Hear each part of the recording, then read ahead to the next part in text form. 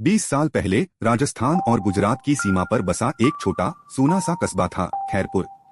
दूर दूर तक रेगिस्तान, तपता सूरज, टूटे हुए हवेलों के खंडहर और रात में ऐसा सन्नाटा कि अपनी सांसों की आवाज भी डराने लगे। गांव की सबसे पुरानी कहानी एक जिन्न के बारे में थी जिसे लोग रायबास कहते थे। कहते थे उसका कद इतना ऊंचा था कि रेत के टीलों की चोटी तक उसका सिर पहुंच जाता।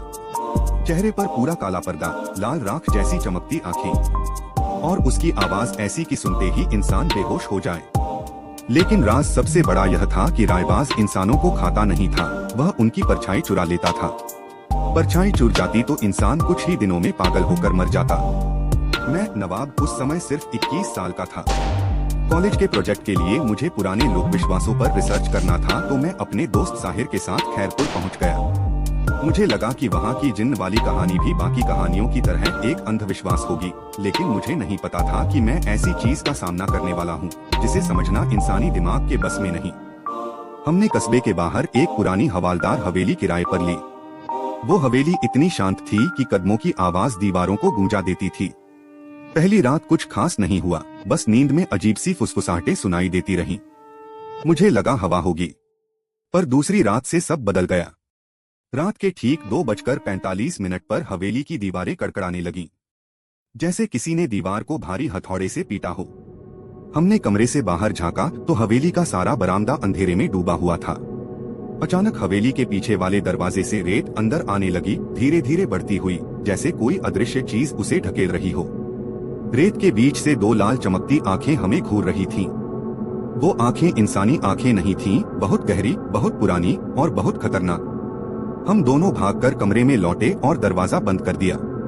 कुछ देर सब शांत रहा, फिर दरवाजा खुद ब खुद 3 इंच खुल गया। कोई बहुत लंबा साया दीवार पर पड़ा, जो इंसान का नहीं था।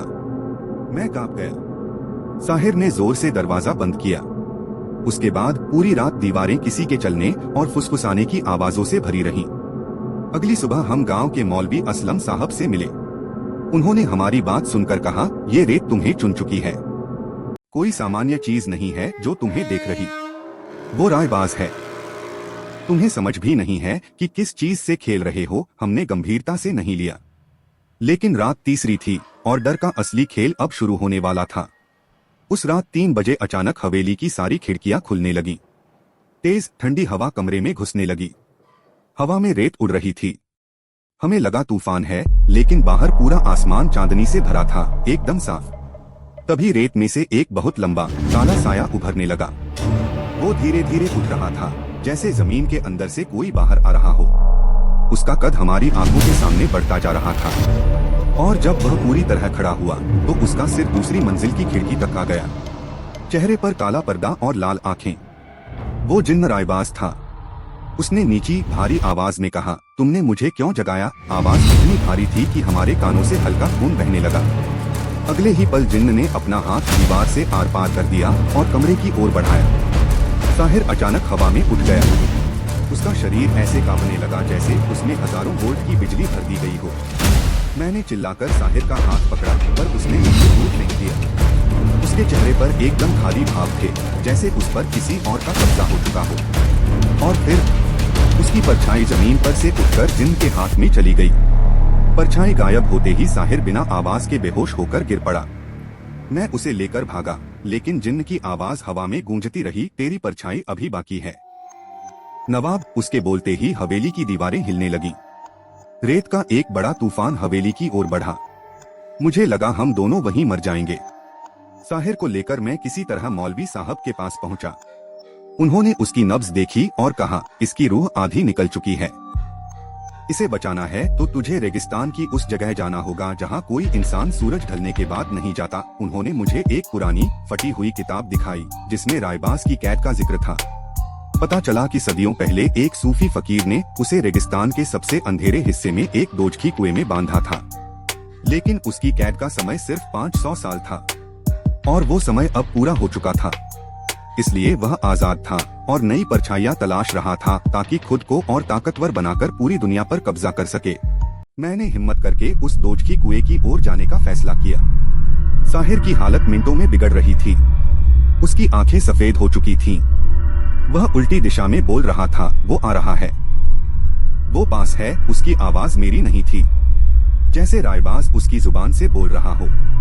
शाम होते होते मैं अकेला ऊंट लेकर रेगिस्तान की ओर निकल पड़ा। सूरज जैसे ही ढला, रेत का रंग बदलने लगा, पीला से काला। दूर दूर तक अंधेरा और ऐसी खामोशी जैसा मैंने कभी महसूस नहीं किया था। अचानक रेत मेरे नीचे हिलने लगी। कुछ बड़ा मेरे आसपास घूम रहा था। मैंने जल्दी जल्दी कदम बढ़ाए। कुछ दूरी पर एक टूटा हुआ कुआं दिखाई दिया।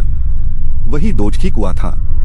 हवा वहां अजीब तरह की थी, बर्फ की तरह ठंडी, और उसमें मौत की बू थी। मैंने जैसे ही कुएं के पास कदम रखा, कुएं के अंदर से एक चमकता लाल हाथ निकला, जो धीरे धीरे बड़ा होता गया। वो रायबाज था, पूरी तरह जागा हुआ, और अब पहले से कहीं ज्यादा लंबा। उसका शरीर धुएं, राख और रेत का मिश्रण था। उसने अपनी विशाल गर्दन झुकाकर मेरी ओर देखा और बोला, मैंने कहा था ना, तेरी परछाई बाकी है। मैं भागा, पर जिन्न ने हवा को अपने कब्जे में ले लिया। रेत मेरे चारों ओर घूमने लगी, तूफान जैसा। उसकी उंगलियां मेरे कंधों तक आ गईं। तभी मुझे मौलवी की बात याद आई, कुएं के ऊपर लगी उस फकीर की पुरानी मोहर को तोड़ना होगा, तभी जिन्न की ताकत उल्टी दिशा में बह जाएगी और वह उसी कुएं में समा जाएगा। मैं जान जोखिम में डालकर कुएं के किनारे चढ़ा। जिन्न चीख उठा। उसने मुझे पकड़ने के लिए अपना काला साया भेजा। मैं घुटनों के बल फिसलता हुआ ऊपर पहुंचा। उस मोहर पर एक आधा टूटा हुआ पत्थर रखा था। जैसे ही मैंने उसे उठाया, जिन्न ने मेरे पैरों को जकड़ लिया। मेरी परछाई धीरे धीरे जमीन से अलग होने लगी। मुझे लगा मैं बस कुछ सेकंड दूर हूं मरने से, लेकिन मैंने पूरी ताकत से पत्थर उठाकर मोहर पर दे मारा। मोहर टूटते ही कुएं के अंदर ऐसी गर्जना हुई कि पूरा रेगिस्तान कांप उठा। हवाएं उल्टी घूमने लगी और रायबाज का शरीर खींचकर कुएं में जाने लगा। उसने चीखते हुए कहा, मैं वापस आऊंगा नवाब, किसी दिन तेरी औलाद भी मेरी होगी। फिर उसका शरीर धुएं की आंधी बनकर अंदर चला गया और कुएं का ढक्कन खुद ब खुद बंद हो गया। मैं बेहोश होकर गिर गया। सुबह जागा तो बिल्कुल अकेला था, पर जिन्न गायब था। गांव लौटा तो साहिर धीरे धीरे ठीक होने लगा। उसकी परछाई वापस नहीं आई, लेकिन वह जिंदा था। हम दोनों शहर लौट आए। मैंने वो हवेली, वो गांव, वो रेगिस्तान सब पीछे छोड़ दिया। लेकिन आज भी जब रेत का तूफान उठता है या कोई छाया सूर्यास्त में लंबी हो जाती है, मुझे लगता है कहीं न कहीं वो अभी भी मुझे देख रहा है। कभी कभी रात में अकेले में मेरे कमरे की दीवार पर एक बहुत लंबी, बहुत डरावनी परछाई दिखाई देती है, जबकि मैं बिल्कुल स्थिर खड़ा होता हूँ। और तब मुझे एहसास होता है, ये मेरी छाया नहीं है, ये उसकी है।